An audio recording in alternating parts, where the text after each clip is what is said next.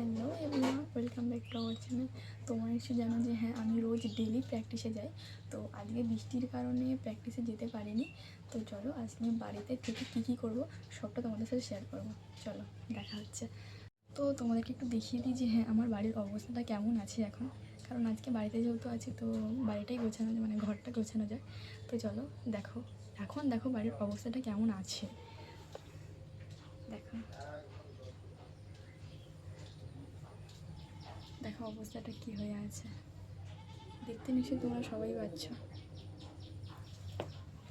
কী আর করা যাবে। তো চলো ঘরটা গোছানো যাক একটুখানি, কারণ আজকে যেহেতু বৃষ্টির জন্য প্র্যাকটিস যেতে পারিনি। তো চলো গোছানো যাক, তোমার সাথে দেখা হচ্ছে, গোছাতে গোছাতে কথা বলবো। চলো, তো চলো দেরি না করে গোছানো যাক। তারপরে দেখতেই পাচ্ছ যে হ্যাঁ, আমি গোছানো স্টার্ট করে দিয়েছি। তারপরে দেখো আলনাটার কি জঘন্য অবস্থা, তোমরা নিশ্চয়ই দেখেই বুঝতে পারছো। ঠিক আছে, ওটা আর আমাকে বলতে হবে না। এতটা পরিমাণে রুমটা নোংরা হয়ে আছে, তাই বাধ্য হলাম রুমটা পরিষ্কার করতে। কিছু করার নেই, আমাকেই গোছাতে হবে, তাই আমি সব কিছু বাধ্য হলাম গোছাতে। কী আর করব। আর এমনিতে আজকে বাড়িতে আছি, তো তার জন্য ভাবলাম যে চলো আজকে রুমটা গোছানোই যাক। তো কী যায় আসে। শেষমেশ আলনাটা গোছানো কমপ্লিট হলো। আর দেখতে পাচ্ছি যে এই ব্যাগগুলোতে কতটা পরিমাণে ধুলো হয়ে আছে, তাই জন্য ঝাড়ু দিয়ে ভালো করে ঝেড়ে নিচ্ছিলাম। মাটির ঘর ধুলো তো হবেই, তাই ভালো করে পরিষ্কার করে নিচ্ছিলাম। কী আর করবো, কিছু তো করার নেই। তারপরে পেটের ঝুড়িগুলোতে সেম একই সমস্যা, এগুলো ধুলো পড়ে গেছে। ঠিক আছে, তার জন্য ভালো করে ওগুলো পরিষ্কার করে নিয়েছিলাম, পরিষ্কার করে গুছিয়ে রাখছিলাম। তো ওখানটা গোছানো কমপ্লিট। এরপরে জানলাটার ওখানে যে সমস্ত জিনিসগুলো ছিল সেগুলো গোছাচ্ছিলাম, রাখছিলাম ওখানে, গুছিয়ে গুছিয়ে রাখছিলাম সব জিনিসটা যেগুলো যা ছিল ওখানের মধ্যে। ঠিক আছে, সবগুলো তো ধুলো পড়েছে, তোমরা নিশ্চয় দেখতেই পাচ্ছ। তো ওখানে মুছে মুছে রাখছিলাম। তারপরে দেখো ফুলগুলোদের মধ্যে এতটা পরিমাণে ধুলো হয়ে যায়, যেগুলো আমি ঝাড়ছিলাম। আর তোমাদেরকে কাছে নিয়ে গিয়ে দেখাচ্ছিলাম যে হ্যাঁ দেখো কতটা পরিমাণে ধুলো জমে আছে, যাতে তোমরা বুঝতে পারো।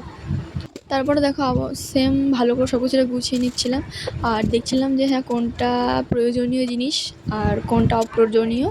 তো সেগুলোকে আর কি বাতিল করে দিচ্ছিলাম, ফেলে দিচ্ছিলাম। আর যেগুলো দরকারিও জিনিস সেগুলো রাখছিলাম। তারপরে একটা সুতোর মধ্যে বাঁধা একটা চিঠি পেয়েছিলাম, সেই চিঠিটা দেখছিলাম যে হ্যাঁ সেটা কী।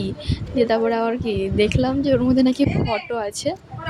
তারপরে দেখো তোমাদেরকে দেখাচ্ছিলাম যে হ্যাঁ এটা আমার ফোনের কভার, এটা হচ্ছে আমার অনেক আগেকার ফোনের কভার।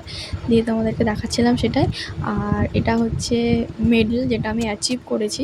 তারপরে বলটা নিয়ে এদিক ওদিক করছিলাম, বুঝতে পারছিলাম না যে হ্যাঁ কোথায় রাখবো, বলটা কোথায় রাখলে ঠিকঠাক লাগবে। তার জন্য বলটা নিয়ে এদিক ওদিক ঘুরছিলাম আর দেখছিলাম যে হ্যাঁ কোনখানটা রাখলে ঠিকঠাক লাগে।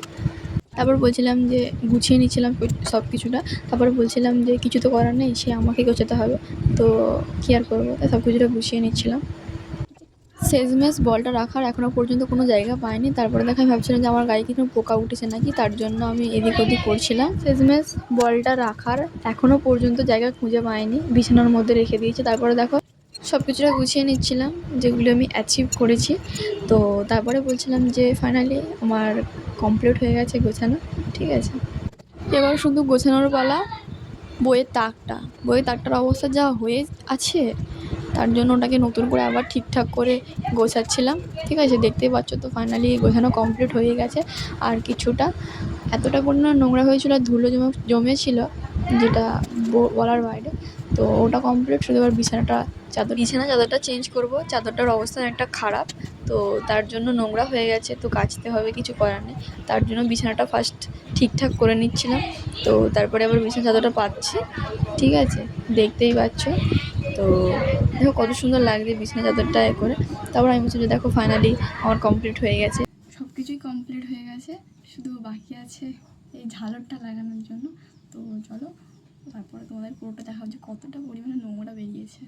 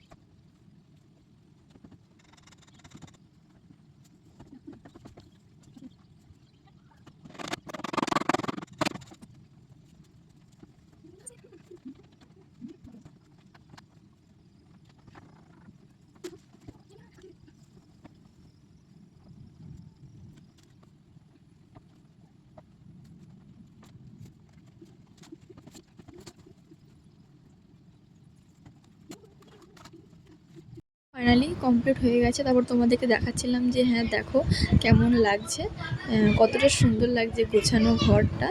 ঠিক আছে, চলো তোমাদেরকে একটা জিনিস দেখাবো, তোমরা শুধু দেখো। যে কেননা অনেক দিন প্র্যাকটিস যাওয়া আসা হচ্ছে, বাড়িতে থাকবো যে সময় হচ্ছে না, ঠিক আছে, তার জন্য রুমটা পরিষ্কার করা হচ্ছে না। তো ফাইনালি রুমটা পরিষ্কার করা হয়েছে। আজকে বৃষ্টির জন্য যেতে পারিনি প্র্যাকটিসে। তো তার জন্য দেখো শুধু যে কতটা পরিমাণে নোংরা বেরিয়েছে, অনেক দিন প্র্যাকটিস যাওয়ার কারণ এবং ঘর পরিষ্কার না হওয়ার কারণে দেখো কতটা পরিমাণে নোংরা বেরিয়েছে।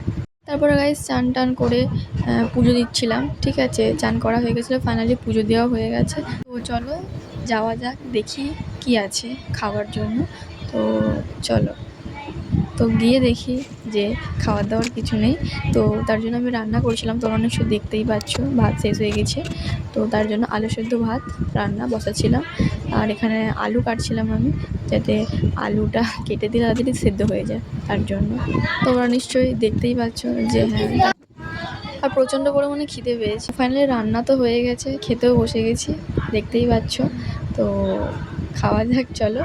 আর আমাদের আলু সেদ্ধ ভাত রান্না হয়েছে, তোমাদেরকে সেটা দেখাচ্ছিলাম যে আলু সেদ্ধ ভাত রান্না হয়েছে।